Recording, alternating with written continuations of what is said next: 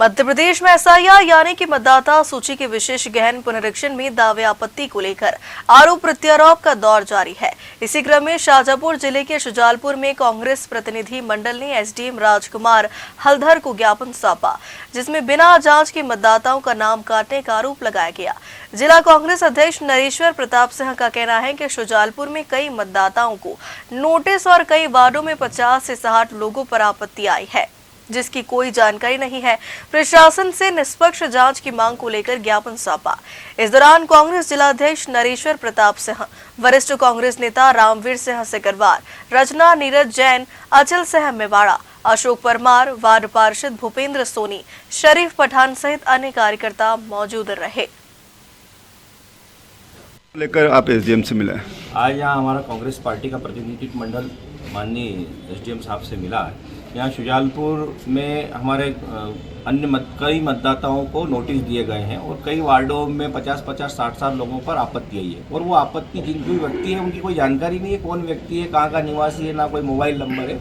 इस तारतम्य में मैं आज एसडीएम साहब से स्पष्टीकरण मांगा कि साहब ये किस प्रकार की कार्रवाई चल रही है। भारत निर्वाचन आयोग का ये निर्देश है कि एसआईआर की जो भी प्रक्रिया होगी उसमें पूरी पारदर्शिता बरती जाएगी और पूरे जो राष्ट्रीय दल हैं, जितने भी राष्ट्रीय दल हैं या जितने भी जनप्रतिनिधि हैं, उनको इसकी कार्रवाई के विषय में व्यवस्थित समय समय पर बताया जाएगा। हमारे द्वारा कई बार बार मांग की जा रही है कि जिले में जितनी भी आपत्ति आई है उसका हमारे को जानकारी दी जाए, विधानसभा वार दी जाए, बूथ वार दी जाए, लेकिन आज तक प्रशासन किसी भी प्रकार की आपत्ति की जानकारी देने के लिए तैयार नहीं है। इस तारतम्य में आज हम एसडीएम साहब के पास हमारी आपत्ति आके दर्ज कराई है। ऐसा क्यों कर रहा है प्रशासन? कहीं ना कहीं हमें लगता है कि प्रशासन सत्ता पक्ष के पक्ष में काम करना चाहता है, उनके दबाव में काम कर रहा है और एक भय का वातावरण, भारत में प्रत्येक मतदाता को अपने मत का अधिकार का प्रयोग करने का अधिकार है और ये जिस प्रकार का माहौल खड़ा कर रहा है इससे मतदाताओं में भय पैदा हो रहा है। ये गलत है। पूरी तरीके से प्रजातंत्र की व्यवस्था को जिंदा रखने के लिए जो ये प्रक्रिया अपनाई जा रही है, ये गलत तरीका है। ठीक है। इसने बीजेपी के दबाव में काम करने के आरोप लगाए, क्या कहेंगे? नहीं, ऐसा कोई आरोप नहीं लगाया उन्होंने। उनका ये जनरल वो आए थे प्रतिनिधित्व मंडल मिलने के लिए और चूंकि ट्रांसपेरेंसी का काम है, एसआईआर का भी जो प्रोसेस है उसमें ये स्पष्ट निर्देश है कि जनप्रतिनिधियों को जो समय समय पर निर्देश है उनसे अवगत कराया जाए। उनका बेसिक ये कहना था कि जो आपत्ति आई है उसके संबंध में आप ट्रांसपेरेंसी से हमको बताएं किसने आपत्ति दी है, ताकि हम लोग उसमें संतुष्ट हो सकें। कितनी आपत्तियां सर शुजालपुर? ये मैं एक्यूरेट संख्या नहीं बता सकता, पर फॉर्म 7 में जो आपत्ति आई है लगभग 3000 यहाँ पे शुजालपुर में होंगी और 2000 कुछ कालापीपल क्षेत्र में होंगी।